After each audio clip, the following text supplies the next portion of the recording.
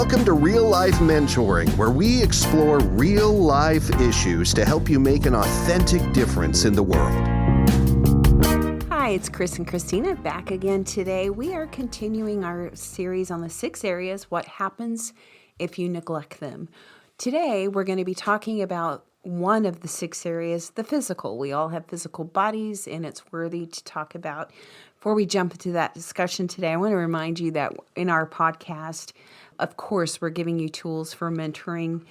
We train and equip adults to become holistic, effective mentors in church and business, impacting individuals, families, communities into the next generations. And so giving that, Chris, give us a reminder of what the 6 areas are and what we're going to be talking about today.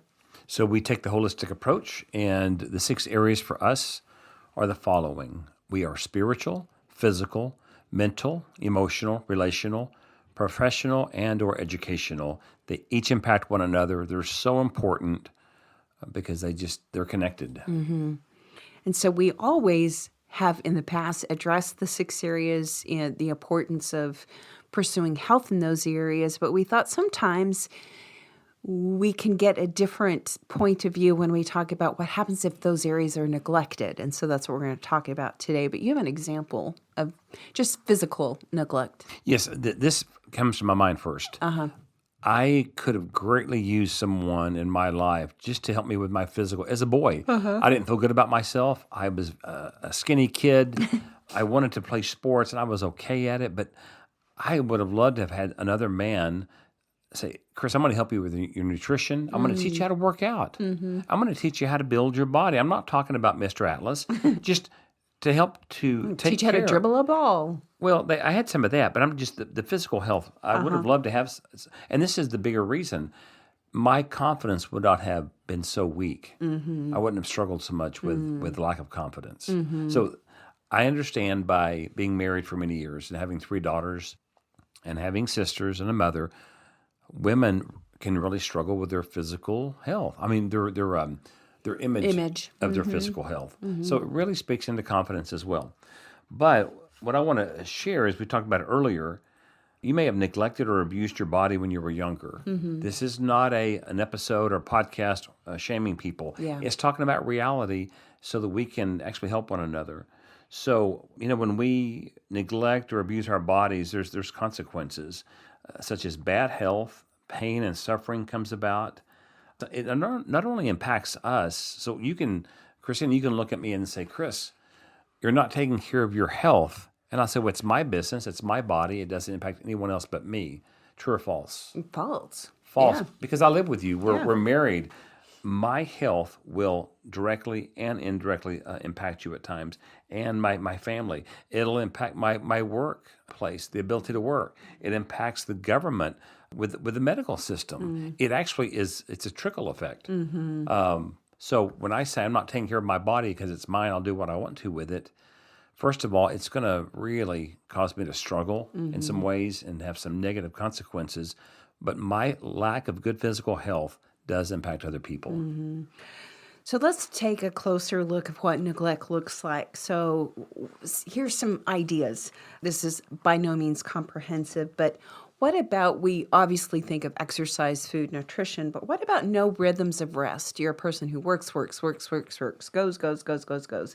That will affect your physical body, your nutrition, your movement, your medical attention. I was just thinking today, it's been 2 years since I had my teeth cleaned and had an exam. That's part of neglecting ourselves physically, right? So what are some possible outcomes or consequences of neglecting? Low energy. And one thing I find interesting is sometimes our energy's just low. We've been busy or whatever. But sometimes there's this fatigue that comes about because we're neglecting our physical bodies that really can lead into depression. And so ignoring our physical bodies, that could be a possible outcome. Preventable illnesses or injury, just because we are not taking care of our physical bodies. Yeah, you want to take some of these on this list? Sure. Reduced capacity to serve and to focus or to parent. You see that with, the older we get, that some of that's just going to happen. But this is my perspective. I do not want to neglect my physical health and increase my chances of physically limiting myself earlier than I need to. We're all But aging. neglect it, and that could happen. Right. And it actually does. It does show up. Constant fatigue leads to maybe having a short fuse, being snippy with other people, which is like Never happens. it's going to go into relational areas. Let's take some of these chronic stress symptoms when we think about the neglecting our physical body. Chronic fatigue or chronic low energy, headaches or migraines, muscle tension, stomach issues, frequent illness, your immunity maybe is reduced. Increased heart rate, palpitations, frequent illness. Changes in sleep, appetite changes, hormonal disruptions. Some of those things are just chronic signs of stress on the body that's not been addressed. Here's something to think about as well.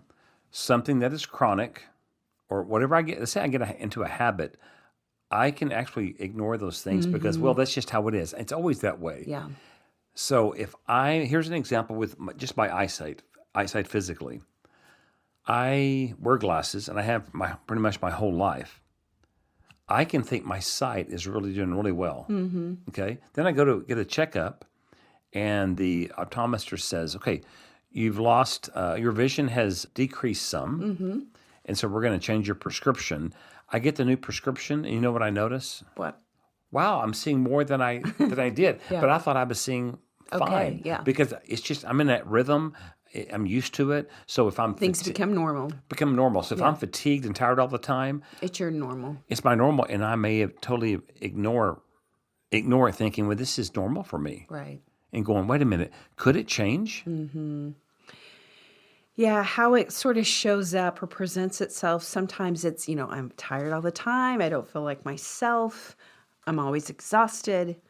I'm overreacting or maybe underreacting to everything. But when neglected, the physical often will stunt growth in other areas.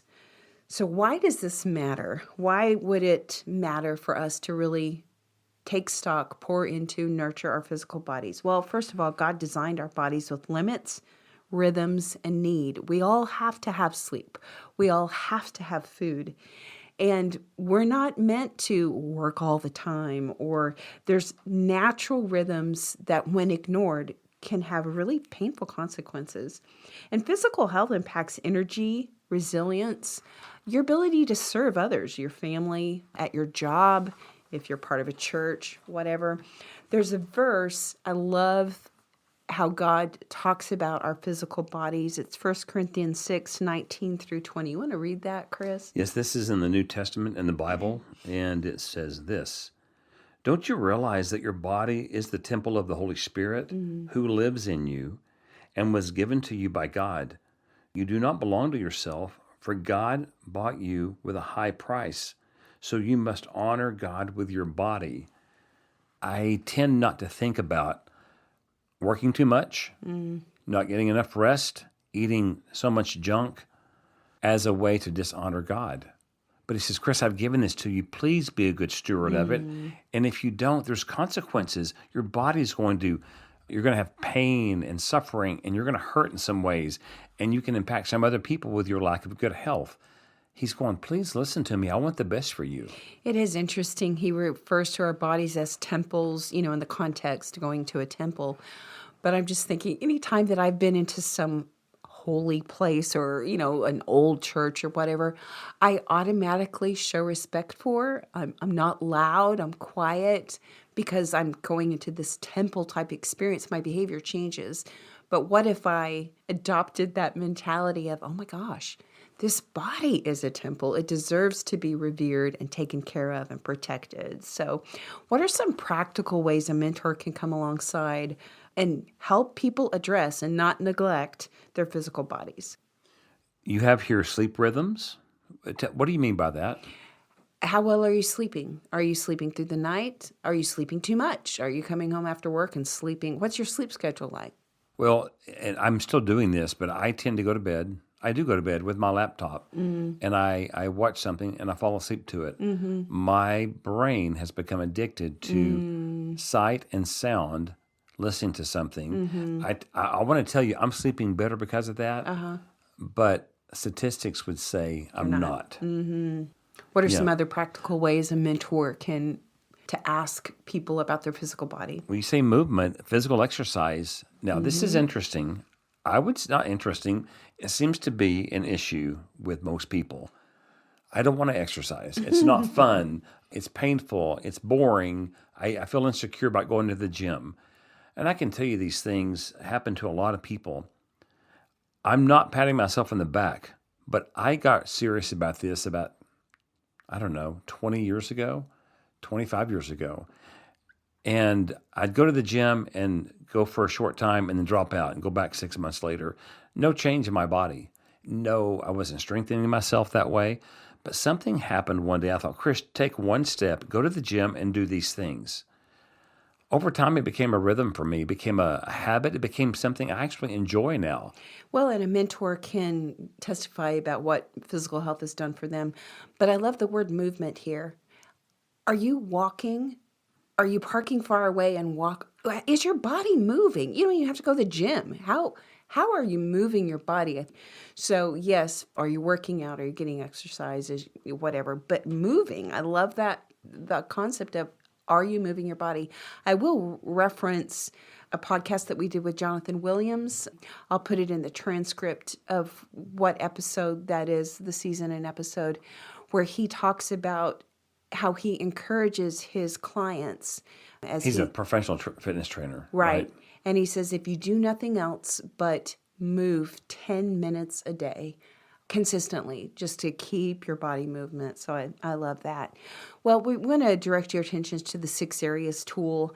It's just a simple, practical tool if you're a mentor, or you can assess yourself. But when looking at the physical, rate yourself. How am I doing? Or am I neglecting my physical self? And then give yourself a rating. 1 being, I'm not doing a very good job taking care of my physical health. And 10 going, yeah, I'm right on track. So just consider what rating you would give yourself. Christina, in light of your health journey in the last year, I'd like to ask you these questions. Sure, yeah. So here we go. Okay, Christina, we're looking at your physical. Yeah. Okay. How would you rate your physical health 9 months ago, a year ago? Oh, yeah, probably a 2. Okay, and 2 is low. Yeah. All right. Why did you give yourself that rating from about a year ago? I was constantly sick and constantly tired. Okay. So what did it take for you to move that step forward? Well, you haven't asked me if I moved it forward. Oh, did you move it forward? Okay. Now, today, I'd rate myself a 7. Okay. That's a big movement. So what did you do? And I'm being very deliberate in asking you this for the audience to hear. What did you discover about your health? Well, I feel like I got to the source of why I was chronically tired and having some health issues. So I fixed my gut health. That was hugely instrumental, because then that impacted my hormone health, which affected energy. And energy impacted, got my butt off the couch into the gym and consistently moving and working out. And how did it affect you mentally and emotionally? Oh, yeah. Just feel like I was firing on all cylinders. Okay. Yeah. It's not a 10, which is part of the tool, is why'd you give yourself that rating? I feel very, very good, probably like in the best mental frame about my physical ever, but I'm not super consistent on movement. I'm not getting out to the gym on it. So what would it take for me to move my 7 to an 8? Is to really be committed to at least 3 to 4 times a week. Coming off the holidays, I'm not going to make excuses, but that's what it would take to move that number forward. And a practical step I could take is, after we're done recording, put on my tennis shoes and walk around the block. Well, I think it's excellent for us as the podcast host to share examples of our own lives, how we directly see this happening. And so, because we're talking about the physical consequences if we don't take care of our physical health, had you not gone the extra mile, I'm not being disrespectful to the medical field, But doctors did not give you much help initially, right? No, I had to be super proactive, even though I felt physically and mentally at not my lowest, but pretty darn low. I had to really seek out alternative healthcare through a homeopathic doctor and some other things. Yeah, I just had to keep pushing forward with new information because traditional medical care said there was nothing wrong with me, but I couldn't get out of bed in the morning. So your choice, mentally and emotionally, to move forward and say there's got to be an answer, actually has directly impacted your physical. Right. Just another example. Just a reminder that, okay, so I don't go work out, so I've neglected my physical. Long-term neglect will affect your emotions, how you feel about yourself, your mental, your attitude about how you see yourself and your place in the world. It'll affect relationships. We always talk about the 6 areas. They're not isolated. Well, I can be good spiritually, emotionally, mentally, professionally, and still not take care of my body. It's not true. It will catch up. It's a circular cycle. Yeah. Anything else in closing or something that stood out to you, Chris, as we wrap up today? I don't know that you said this, but did you give just some simple things you could do to start with? I don't know. Well, sleep, drink water, and walk. Oh, good. Now, that sounds so simple, and it actually is, and yet we can still struggle with it. So no shame, but if you could tell yourself, I'm going to be very deliberate on how much sleep I get. I'm going to care about that, make it a priority. I'm going to drink the necessary amount of water that I need for the size of my body, okay? And then I'm going to walk. I laugh about this. We lived in Europe for many years and used public transportation. We walked a lot. We moved back to the States, and I was still exercising just as much at the gym. Yeah. But I put on weight in a few months, and I thought, what is different? I drive everywhere here now, but you guys give me a hard time. I tend to park way out in the parking lot. And as Americans, think about this. You may have done it yourself, and that's okay.